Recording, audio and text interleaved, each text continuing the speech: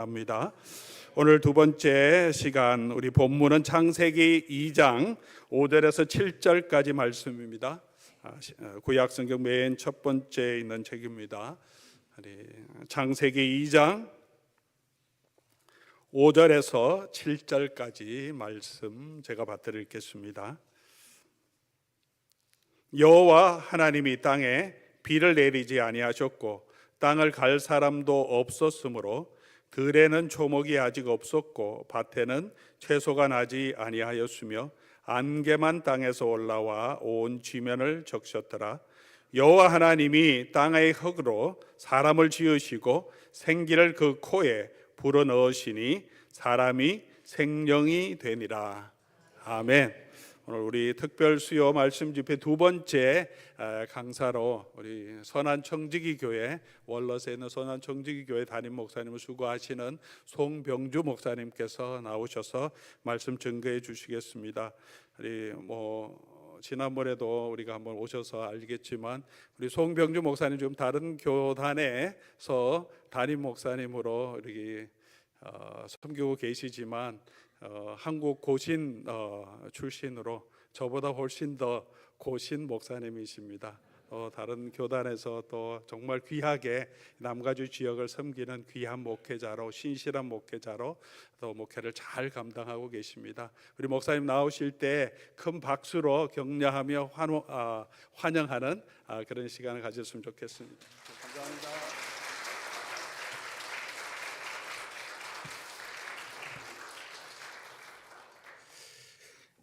이제 한때 고신 목사였는데 요즘은 별로 그렇게 아닌 것 같다고 다들 그래서 제가 되려 이렇게 고신교회 설교하러 가면 더 당황이 되고 긴장이 되고 오히려 이렇게 옛 고향에 온 것이 또 아직은 참 쉽지는 않은 그런 느낌입니다만 그래도 또 이렇게 함께 또 나눌 수 있어서 너무 감사합니다.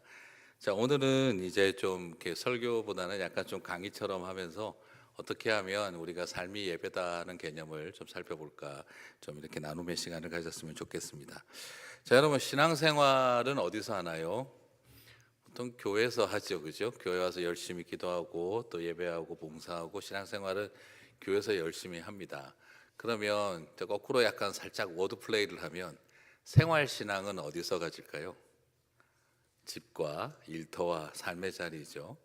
그래서 참 우리에게 중요한 것은 교회 가서 하는 신앙생활도 굉장히 중요하지만 내 삶의 자리에서 생활신앙을 하는 것도 굉장히 중요하다는 걸 발견하게 되었습니다.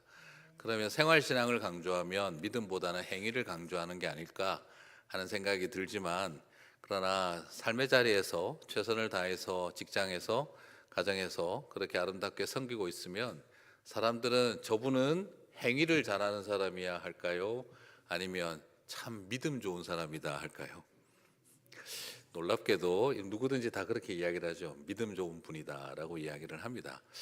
그래서 우리에게 굉장히 중요한 것은 교회 가서 신앙생활하는 것도 굉장히 중요하지만 우리의 가정과 삶의 자리에 가서 생활신앙을 어떻게 하느냐, 이것도 굉장히 중요한 부분이겠습니다. 그러므로 그리스도인들은 교회에서 직분자로서 역할을 감당할 뿐만 아니라 그리고 삶의 자리에서 아버지로 어머니로 그리고 어떤 직장과 삶의 자리에서 불러쳐주는 직책까지, 그래서 우리는 교회에 가서 직분도 잘 감당해야 하지만 삶의 자리에서 주어지는 직책도 함께 잘 감당해내어야 한다는 것을 발견할 수가 있습니다. 그래서 이제 주의해야 하는 것은 오늘날 많은 크리스천들이 신앙생활은 열심히 하는데 생활신앙을 잘 못하면 그 신앙생활이 위선으로 여겨진다는 거죠. 오히려 내가 교회에 가서 신앙생활을 얼마나 열심히 하느냐 하는 문제보다도 내가 일상 속에서 어떻게 생활신앙을 갖고 있느냐를 바라보면서 사람들은 우리의 믿음의 기준을 정한다는 겁니다. 저분은 교회 가서 굉장히 열심히 한대. 그건 그거고, 그런데 회사에서 하는 거 한번 봐라. 저것은 옳지가 않아라고 생각할 때 교회 가서는 잘한다던데, 그럴 때는 교회 가서 잘하는 것이 다 뭐가 되죠? 위선적이다라는 말을 듣게 되는 거죠. 그러므로 성도들이 그리고 또한 교회가 우리 모두에게 중요한 것은 나는 어떤 집사님이고 권사님이고 장로님이고 목사님이냐 선교사냐도 되게 중요하지만 나는 어떤 엄마냐 어떤 아빠냐 그리고 또 어떤 아들이고 어떤 딸이냐 그리고 어떤 회사의 직장에 있는 직원이고 또 고용인이냐 하는 그 모습이 우리의 신앙을 평가하는 기준이 된다는 거죠. 그래서 우리는 교회 가서 예배자로서 아름다운 삶의 예배를 드려야 하지만 동시에 삶의 자리에서 삶의 예배를 온전히 드릴 때 오히려 내 삶의 자리에서 드려지는 예배가 우리의 교회에서의 예배가 선한지 위선적인지를 결정한다는 것입니다. 그러므로 오늘 우리가 한번 이 마음을 좀 가져봤으면 좋겠습니다. 예배는 교회에서 드려지는 것이지만 또한 우리의 예배는 삶의 자리에서 드려지는 것이다. 그렇습니다. 우리 아이들은요, 와우 이런 이야기를 하세요. 요즘 우리 애들이 목사님 성경을 안 읽어요. 근데 아니에요. 애들이 다 성경을 읽고 있어요. 엄마 아빠를 통해 성경을 읽고 있어요. 우리 엄마 말하는 거 보니까 하나님 말씀이 살아있다. 우리 아빠 말하는 거 보니까 하나님 말씀이 살아있다. 다 안다는 거죠. 여러분 조금 더 다르게 이야기를 하면 저 하늘에 계신 하나님이 우리를 어떻게 보고 계실까요? 망원경으로 현미경으로 보고 계신 걸까요? 아니면 배우자의 눈을 통해 보고 계시다. 자녀들의 눈을 통해 하나님이 나를 보고 있다. 그리고 우리 집 강아지의 눈을 통해 나를 보고 있다. 그럴 수도 있겠죠. 오히려 하나님은 온 세상의 모든 가정마다 CCTV를 달아놓고 우리를 감시하고 계시는 것도 아니라 천국에는 이 세상 어느 누구도 따라올 수 없을 만한 엄청난 망원경을 가지고 우리를 보고 계시는 것이 아니라 하나님 별로 어렵게 생각하지 않으세요. 네. 내 배우자를 통해 나를 보고 계시고 내 자녀들을 통해 우리를 보고 계신다는 거죠. 아이들은 우리를 책으로서의 성경만 읽는 것이 아니라 우리가 살아가는 삶을 보며 아이들은 성경을 읽고 있다 하는 갑자기 어떤 느낌이 드십니까? 스트레스 확 받네 지금 하는 생각이 드실 수 있을 것 같아요. 그래서 목사님들한테 제일 부담스러운 게 누굴까요? 사모님이죠. 네. 하나님은 사랑이십니다 한데 사모님이 뒤에서 마리사 이러고 있으면 이제 게임 끝난 거죠. 게임 끝난 거예요. 그죠? 자, 그게 바로 뭐냐면 가장 우리가 하고 있는 교회에서 내가 하는 말이 의미를 갖고 있는 것이 아니라 가장 가까이에 함께하는 사람들이 그 말에 가지고 있는 무게와 가치를 보고 있다는 것이죠. 그래서 저는 오늘 우리 로뎀 장로교회가 이 예배자가 되는 것, 그 아름다운 교회에서의 예배뿐만 아니라 내 삶의 예배가 하나님 앞에 온전하게 드려지고 그 삶의 예배가 우리가 교회에서 드리는 예배의 의미와 가치를 훨씬 더 풍성하게 만들어 주실 줄 믿습니다. 자, 그런 의미에서 왜 제가 이렇게 말할 수가 있냐 그러면은요, 구약 성경에 예배라는 히브리어가 있는데 여러분이 뭐 히브리어를 알 필요도 없고 저도 다 몰라요. 그렇지만 이거는 좀 꼭 알아두시는 게 좋을 것 같아요. 아바드라는 히브리어가 있어요. 아바드. 아바드라는 말은 일하다 하는 말이에요. 말 그대로 노동하다. 그렇죠? 그래서 노동한다는 것을 말하는데 특별히 어디에서 쓰여졌냐 그러면 창세기 2장 5절에서도 쓰였고 오늘 읽었던 본문 2장 15절에서도 쓰였는데요. 여호와 하나님이 창세기 2장 5절을 같이 한번 보시면 여호와 하나님이 땅에 비를 내리지 아니하셨고 땅을 갈 사람도 없었으므로 들에는 초목이 아직 없었고 밭에는 채소가 나지 아니하였으며. 자, 그러면 여러분 이 본문을 보시면 하나님이 사람을 만든 이유가 뭐죠? 땅을 갈 사람이 없었다 그러죠. 그럼 사람을 만든 이유는 뭐예요? 땅을 갈게 하기 위해서. 네. 자, 인간은 근본적으로 왜 만들어졌습니까? 땅을 가는 일을 하기 위해서예요. 이게 영어로 뭐 cultivation이라고 할 수도 있고 work라고 할 수도 있겠죠. 일하게 하기 위해서. 하나님은 태초에 인간을 왕으로 정복하고 다스리는 자로 만드셨는데 하나님은 어떤 왕을 만드셨느냐면 노동하는 왕을 만드셨다는 거예요. 참 재미난 표현이죠. 태초에 우리에게 땅을 정복하라, 다스리라 그랬어요. 근데 정복하고 다스린다는 말을 무엇을 통해서입니까? 노동을 통해서라는 거예요. 그러므로 노동하는 일을 통해, 땀을 흘리는 일을 통해 하나님은 우리가 땅을 정복하고 다스리는 왕이 되기를 원하셨다는 거죠. 굉장히 독특한 거예요. 고대 사회에서 왕이라는 개념은 일하는 사람이 아닙니다. 일 시키는 사람이죠. 그런데 이것이 더더구나 그 현대에 쓰여진 말씀이 아니라 고대에 쓰여진 말씀이라면 BC 1300년경 출애굽 여정 때 쓰여졌다면 그때 여러분이 알고 있는 파라오와 왕은 뭐 하는 사람입니까? 일을 하는 존재입니까? 일을 시키는 존재입니까? 일을 시키는 존재죠. 그런데 성경은 전혀 다른 노동관과 왕의 개념을 가지고 있는 거예요. 왕은 어떤 사람이냐? 땅을 향해 cultivation 하는 사람들이다. work, 일하는 workers are kings라고 되어 있는 거예요. 오히려 일하는 사람들이 왕이다라는 거죠. 자, 그래서 창세기 그러면 여기에서 땅을 갈 사람, 이 땅을 간다는 표현이 바로 뭐냐면 아바드, 노동하다라는 말입니다. 창세기 2장 15절에서도 나오죠. 자, 같이 한번 읽겠습니다. 여호와 하나님이 그 사람을 이끌어 에덴 동산에 두어 그것을 경작하며 지키게 하시고, 여기서 경작하다도 뭐겠습니까? 아바드라는 표현이에요. 노동하며라는 것이죠. 에덴 동산에는 뭐가 있었습니까? 다스림만 있는 것이 아니라 그 다스림이 뭐로 나타났습니까? cultivation, work, 일로 나타났다는 거죠. 하나님은 태초의 인간을 죄로부터 자유로운 인간에게 시킨 일이 바로 뭐냐면 노동입니다. 그러면 목사님, 이게 좀 이상하네요. 아담과 하와가 선악과를 따먹고 난 다음에 네가 땀을 흘려야 땅의 소산을 먹으리라 했는데 그럼 노동은 죄의 결과 아닙니까? 라는 생각을 하시는 경우가 많이 있는데, 그러나 사실 노동은 무엇 때문에 시작된 겁니까? 창조의 결과예요. 왕으로서 살아가는 삶이 노동이다는 거죠. 그러면 창세기의 3장에서 죄를 짓고 난 다음에 땀을 흘려야 땅의 소산을 먹으리라 하는 것은 뭐가 되었는 거냐? 노동이 소외되었다. The isolation of the work라고 할 수 있는 거죠. 무슨 말이냐? 지금까지 노동은 뭐죠? 왕으로서 하나님의 창조 세계를 다스리는 통로였어요. 방법이었어요. 그런데 죄를 짓고 난 다음부터 노동은 뭐로 바뀝니까? 먹고 살기 위해 이짓한다가 돼버린 거예요. 평생을 살아가면서 우리의 노동은 하나님의 통치를 실현하기 위해서 땀을 흘리도록 우리는 창조의 원리에 따라 세움받았는데, 죄를 짓고 난 다음부터는 먹고 살기 위해 땀을 흘려야 하는 존재로 노동 소외가 일어나게 되어졌다. 이 표현을 쓰고 있는 것이죠. 그러므로 오늘 저와 여러분에게 중요한 것은 그래요. 맞아요. 먹고 살아가기 위해서 일하는 것, 그것이 다 나쁘다라고 말할 수는 없겠지만 오로지 이 일하는 개념이 뭐에만 갇혀 있는 것입니까?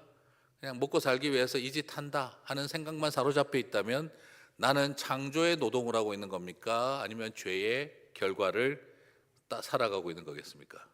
후자가 되겠죠. 그렇죠? 그래서 저는 오늘 여러분에게 부탁드리고 싶습니다.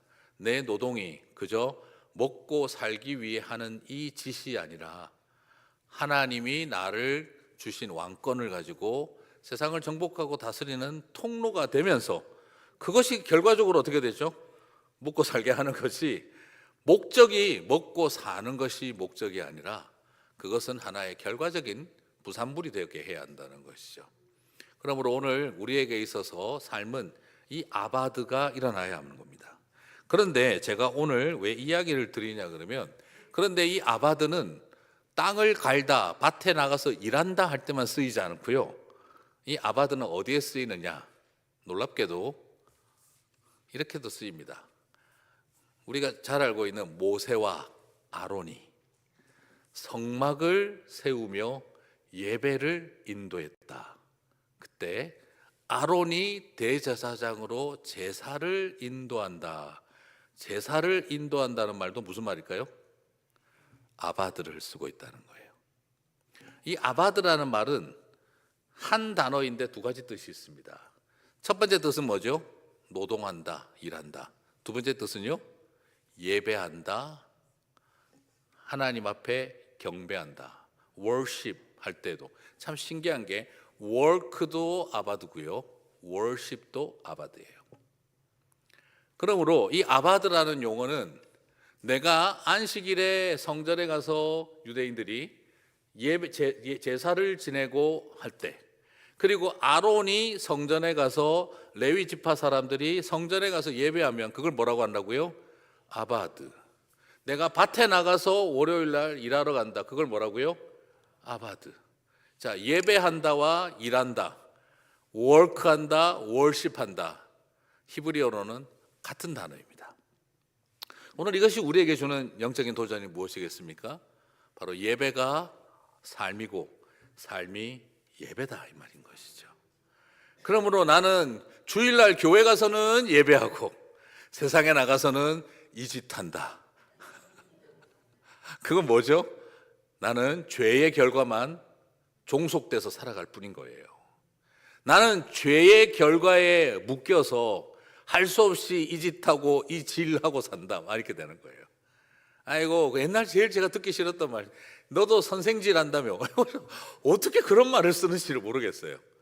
아이고, 그냥 뭐 요즘 어떻게 사니? 먹고 살라고 막 별짓 다 하고 삽니다.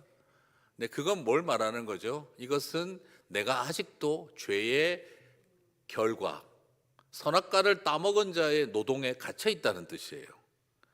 나는 오늘 내가 나에게 주신 교사로서의 직분, 나에게 주신 직장인으로서의 이 직책을 나는 예배의 통로로, 교회에서 나를 안수 집사로, 교회에서 나를 권사로, 교회에서 나를 장로로, 목사로 세운 것과 똑같이 나는 회사에서 내가 대리든 아니면 나는 오늘 인턴 수습사원이든 이 모든 것이 직책과 직분이 구별되지 않는다 생각하고 최선을 다해서 나에게 주어진 일을 예배자로 살아가는 모습, 그것이 바로 뭐라는 겁니까? 아바드의 삶이라는 거예요. 물론 너무 찬양할 때도 아바드, 노래방 가서도 아바드다라는 너무 이렇게 가는 거는 아니겠죠, 그죠? 나는 그래 친구들하고 모여서 고스톱도 아바드 막 이렇게, 이건 지금 잘못 이해하는 거죠, 그죠? 그런 것이 아니라 내 일상과 삶의 자리에서 주어진 모든 것들을 나는 이거 분리시키지 않는다는 것입니다. 사랑하는 성도 여러분, 그래서 우리는 이런 표현을 쓸 수 있는 겁니다. 성직자, 목사만 성직자가 아니에요. 우리 모두는 다 직업 소명을 가진 존재들이 되는 겁니다. 하나님은 그래서 나에게 이 소명을 맡기셨고, 그러므로 내가 오늘 출근해서 만나는 사람들이 다 나에게는 예수님 같이 보이는 거예요. 하나님 앞에, 그래서 내가 직장 생활을 하고 있는 것을 이 짓하는 것이 아니라 내가 주님께 예배하는 마음으로 섬기는 거죠. 그래서 제가 군대 갈 때 그런 결단을 했습니다. 고참을 보기를 부처님 같지는 않아더라도 예수님처럼 보면서 내가 우리 고참을 섬기겠습니다. 내가 죽게 하듯 하겠나이다. 사람에게 하듯 하지 아니하고. 제가 그런 결단을 하고 딱 군대를 갔거든요. 그런데 고참을 보니까 예수님 같이 보여야 되는데 사탄 원수 마귀 같이 보이는 거예요. 상당히 괴로웠어요. 그래서 주님, 내가 사람에게 하듯 하지 아니하고 죽게 하듯 내가 하겠나이다 하고 왔는데 왜 제가 이 고참이 주님처럼 안 보이고 사탄 원수 마귀 같이 보일까요? 막 그때 그렇게 기도하고 있는데 주님 제 마음에 큰 도전을 두셨어요. 네가 죽게 하듯 하겠나이다? 야, 네가 나한테 잘했냐? 이렇게 물어보시는 거예요. 그때 주신 도전이 뭔지, 그래 네가 나한테 하듯 하니까 그 모양이지. 충격받았어요. 여러분, 우리 속지 마세요. 내가 죽게 하듯 하겠나이다. 잘하셨어요? 그러니까 그 모양이지. 이렇게 저한테. 그리고 주님 저에게 한마디 더 하셨어요. 네가 자매들한테 하듯이 좀 제발 나한테 해봐라. 그때 총각되니까 충격받았습니다. 저는 내가 사람에게 하듯 하지 아니하고 죽게 하듯 하겠나이다. 제가 속고 있었던 거예요. 저는 주님께 잘하는 줄 알았어요. 주님께 거꾸로 이야기하시더라고요. 제발 부탁인데 사람에게 하듯 좀 나한테 한번 해봐라. 그때 좀 굉장히 충격받았었죠.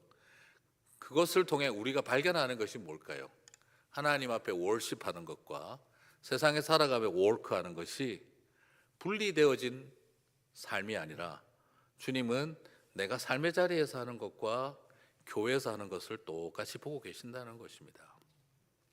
우리의 마음과 중심은 딴 데가 있고, 그러나 교회에 와서 인정받고 해오던 습관이 있고 내 마음에 율법주의가 있고 어떤 그런 것들로 스스로를 올가매고 살아가고 있는 내 모습이 그냥 직장에서 할 수 없이 소위 이 짓 한다 했던 것과 뭐가 다를 바가 있을까 하는 그 도전 앞에 섰을 때,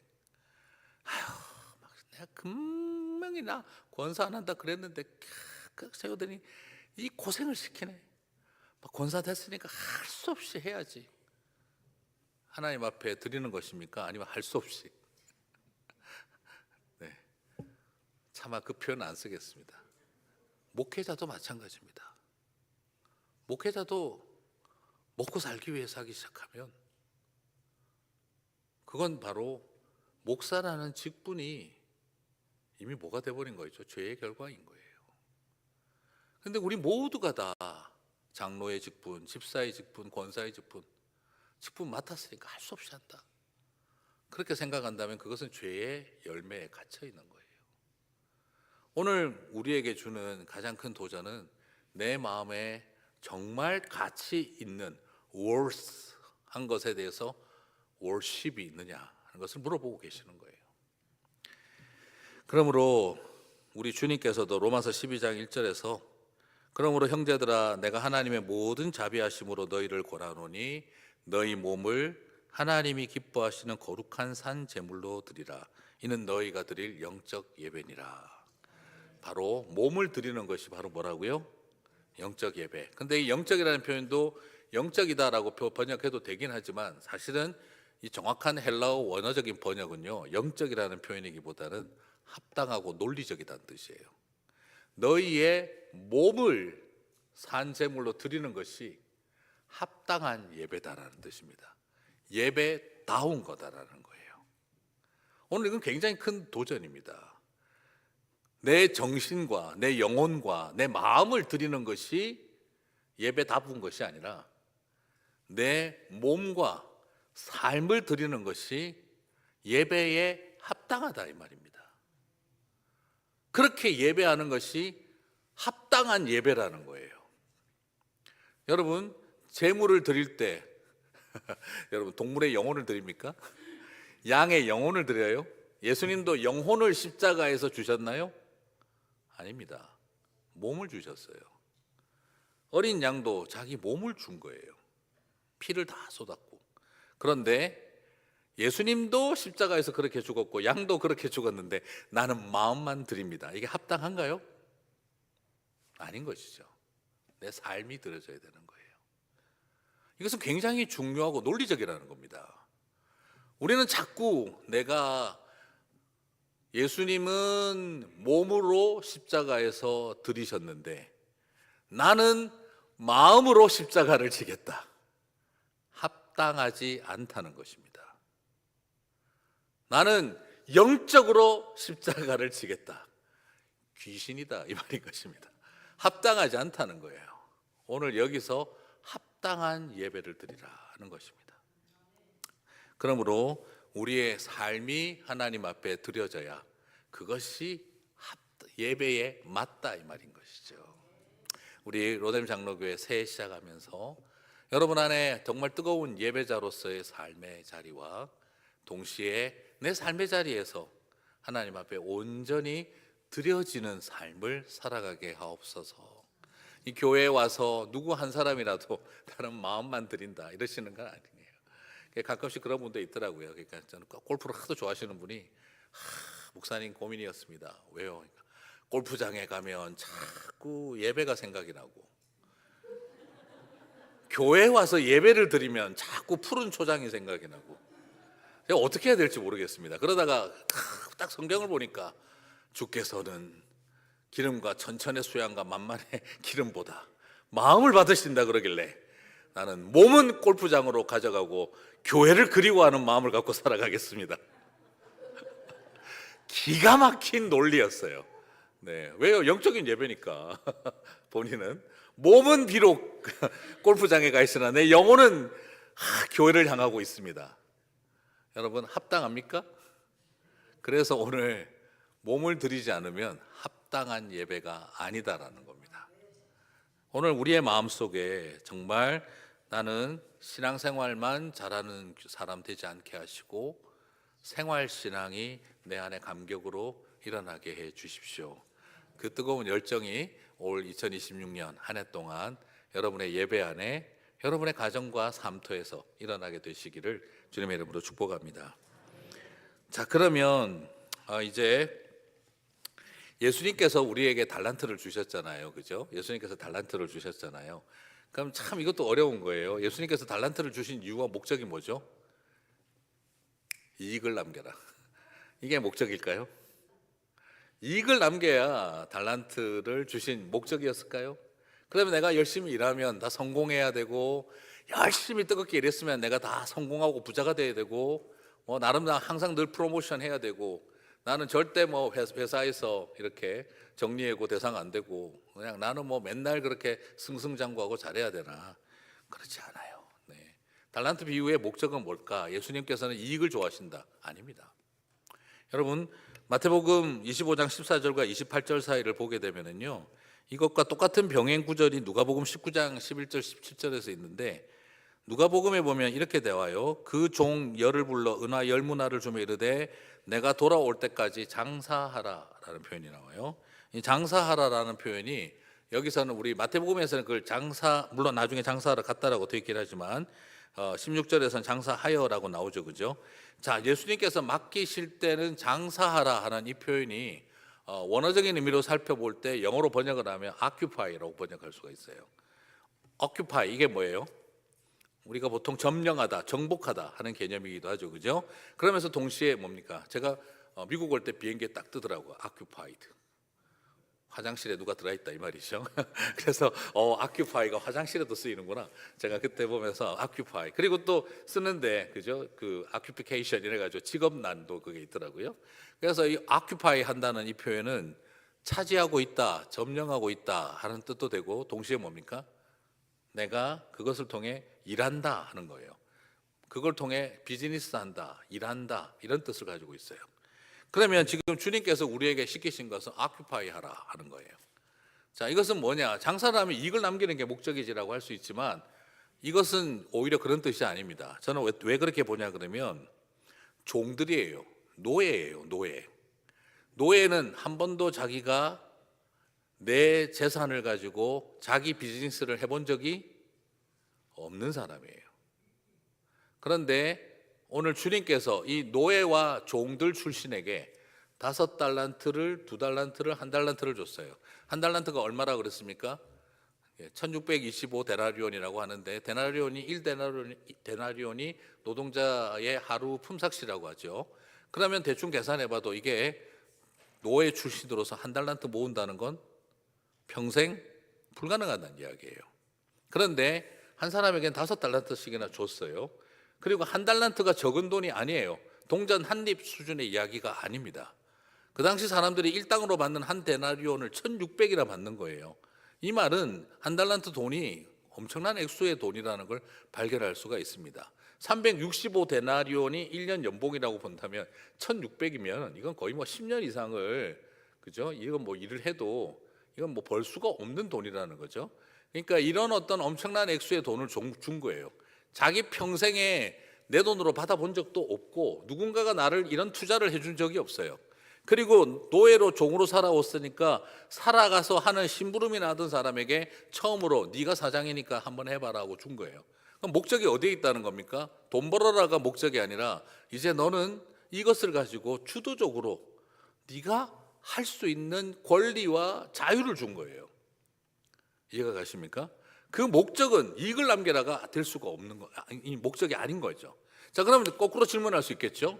5달란트 받아간 사람이 5달란트, 10달란트를 5달란트를 더 남긴 게 아니라 다 털어먹고 5달란트 빚지고 왔으면 주인은 뭐라고 했을까요? 갑자기 헷갈리시죠? 잠깐만. 그럼 1달란트는 칭찬받아야 될까요? 지금 여기서는 5달란트 받은 사람이 5달란트를 남겼어요. 만약에 이익을 좋아하는 주인이라면 5달란트 남겼으니까 칭찬했겠지. 말이 되죠. 그러면 이익을 좋아하는 주인이라면 이 5달란트 받은 종이 나가서 다 털어먹고 5달란트 추가로 빚까지 지고 나타났다면 주인은 뭐라고 하겠습니까?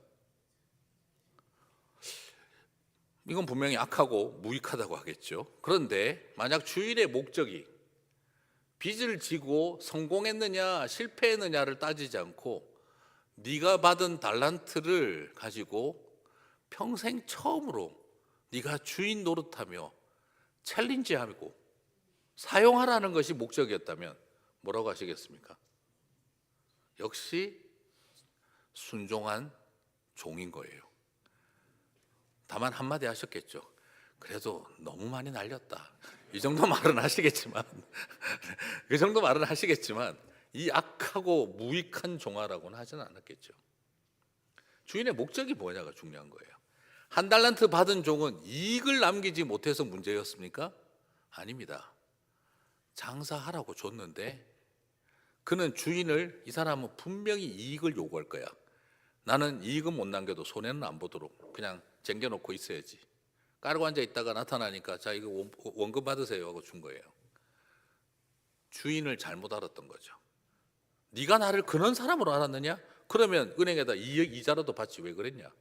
이렇게 말씀하신 이유는 진짜 이자 받으라고 하신 말씀이 아니라 네가 나를 그런 존재, 이익이나 바라는, 자기가 씨도 뿌리지도 않으면서 거두어 먹기를 바라는, 이익이나 바라는 주인으로 알았다면 야 너는 그럼 은행에다 갖다 먹혀놓지 그랬냐? 이렇게 이야기를 하신 거지 실제로 그걸 말하는 게 아니에요. 그래 네가 나를 그런 인간으로 봤다고, 그런 주인으로 봤다고, 그럼 네가 나를 본 그대로 내가 너를 대할게. 야 저거 뺏어라. 쓸모없는 사람. 이렇게 돼버린 거예요 이야기가. 만약 한 달란트 받은 종이 하나도 남기지 못한다 하더라도요, 사용을 했더라면 어떻게 됐을까요?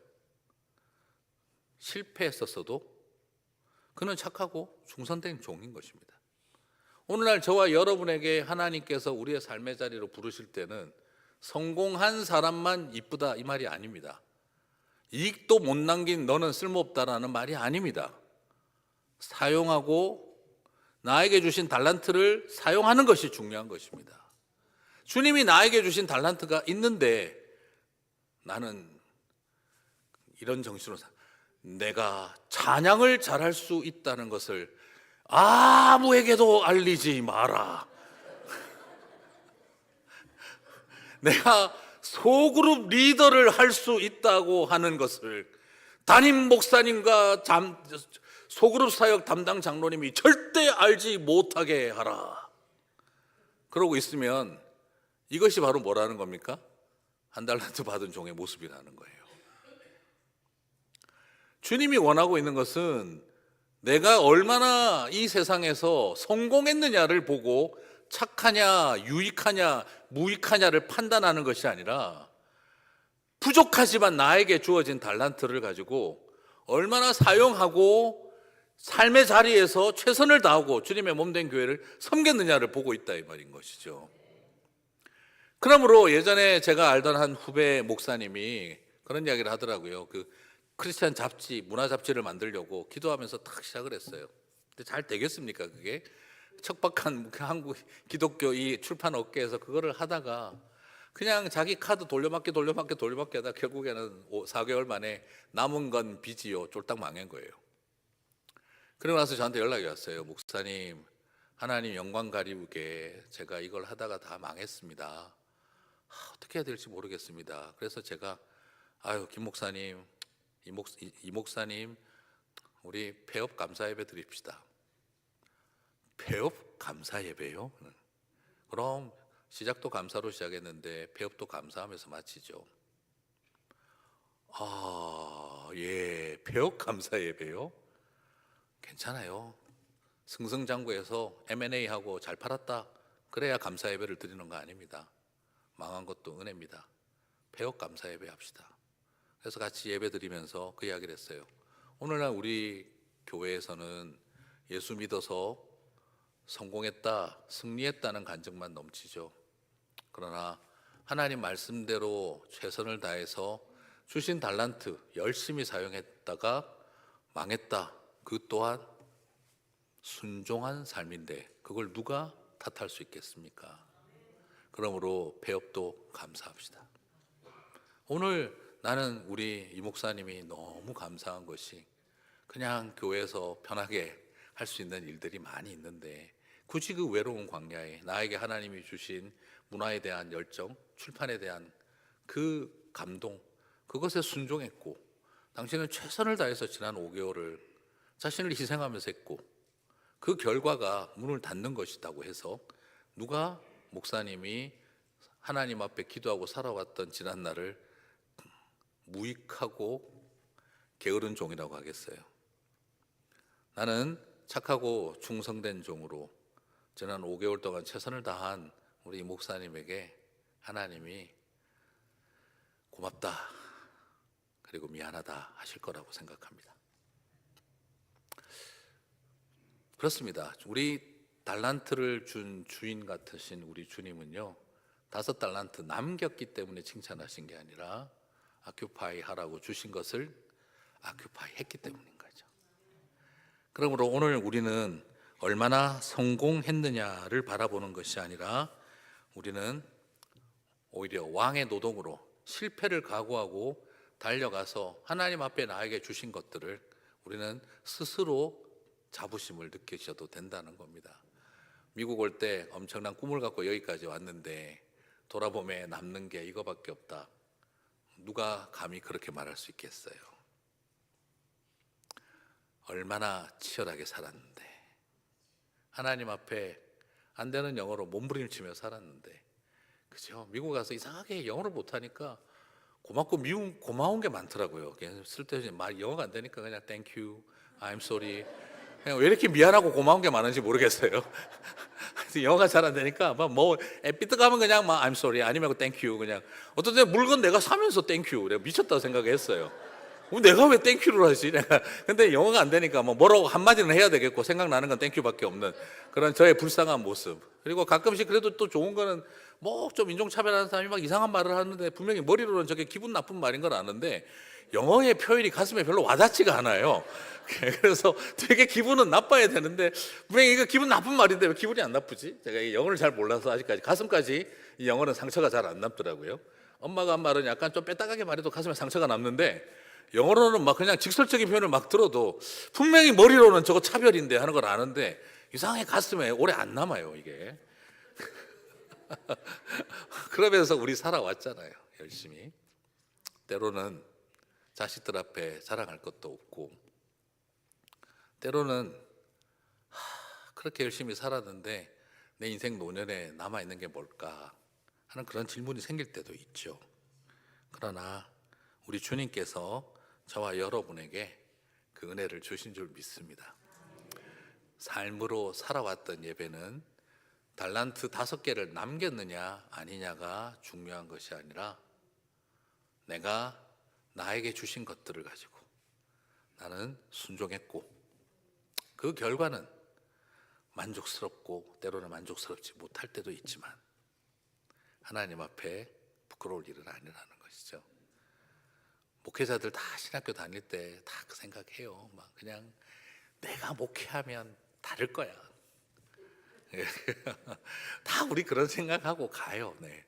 신학교 다 졸업해요. 근데 막상 현장 나가 보면 정말 그렇지 않구나. 그럼 그럴 때마다 느껴지는 게 뭘까요? 누가 나를 알아주기라 할까? 때로는 그냥 이렇게 나는 묻혀서 가는 걸까? 또 작은 교회 섬기면서 또 어떤 목사님들 마음에는 상처도 생기고 힘들기도 하죠. 그러나 그게 누가 실패고 성공이라고 말할 수 있겠냐 이 말이죠. 순종했고 최선을 다했고 결과는 좋을 수도 있고 아닐 수도 있고 그러나 우리 주님 고마운 건 결과를 보고 판단하시는 분이 아니라 나의 순종을 기뻐하신다는 거. 그것으로 우리의 예배는 충분했다는 것입니다. 그래서 오늘 이거 다 하려고 그러니까 시간이 너무 길 것 같아서 여기까지 하고 못한 건 또 다음에 기회가 있으면 하고 아니면 말고고요. 네. 여기서 중요한 건 요 이야기만 하고 마치겠습니다. 이 아바드가 있으면 창세기 2장 15절에서 돌보게 하시고 아바드라는 말을 좀 더 이해하려고 하면 샤마르라는 말도 알면 좋을 것 같아요. 하나님은 우리를 에덴 동산에 두어서 그것을 경작하게 하고 그다음 또 아바드하게 하고 그리고 두 번째로는 샤마르 돌보고 아끼고 귀하게 여기는 일이죠. 그래서 우리는 개척하는 자연을 향해서 개척하는 마음과 자연과 환경을 보호하고 돌보는 역할까지 다 하게 되어 있는 존재들입니다. 그것이 바로 청지기의 사명이기도 하고요. 그래서 오늘 우리에게 주어진 이 귀한 사명을 우리는 나아가서 이 세상 속에 아바드하며 샤마를 하는 거죠. 교회 오셔도 그렇게 하셔야 되는 거예요. 교회 와서도 우리는 아바드하고 또 연약하고 힘든 성도들을 샤마르 하는 거예요. 그래서 아바드와 샤마르, 일하다와 돌보다는 것은요, 이건 동의어입니다. 같은 동급이거든요. 그러므로 나는 돌보거나 일을 하거나 다 똑같은 것입니다. 그래서 나는 하나님 아바드하는 삶을 교회에서 살아가고 샤마르하는 삶을 살아가게 해주십시오. 그리고 내 삶터에 나가서 아바드하고 샤마르하게 해주십시오. 그래서 우리는 아버지와 어머니로 가정에 와서 일도 하고 청소도 하고 뭐 고치는 걸 고치면 고치기도 하고 그리고 자녀들을 샤마르 돌보는 것이죠. 이 모든 것들이 일어날 때 그게 바로 뭐라는 것입니까? 예배자의 삶이라는 것입니다. 오늘 이 은혜가 우리 가운데 함께하게 되시기를 주님의 이름으로 축복합니다. 그래서 우리 나중에 주님 앞에 섰을 때 뭐 하다 왔냐? 아유 별짓 다 했습니다 하는 사람들이 아니라, 그죠? 아유 막 이 짓 저 짓 하다가 막 이민 가서 이 짓 저 짓 하다가 왔습니다. 우리 그렇게 말하는 것이 아니라 접시를 닦아도 주님 앞에 하듯이, 그리고 또한 작은 교회에서 아이들 영아부 유아부 돌봐주며 아이들 먹이고 입히는 일을 주님 섬기듯이, 주님 저에게 어떤 일도 가볍고 무시해도 되는 것이 아니라 모든 것을 주님 사랑하듯 하고 왔습니다.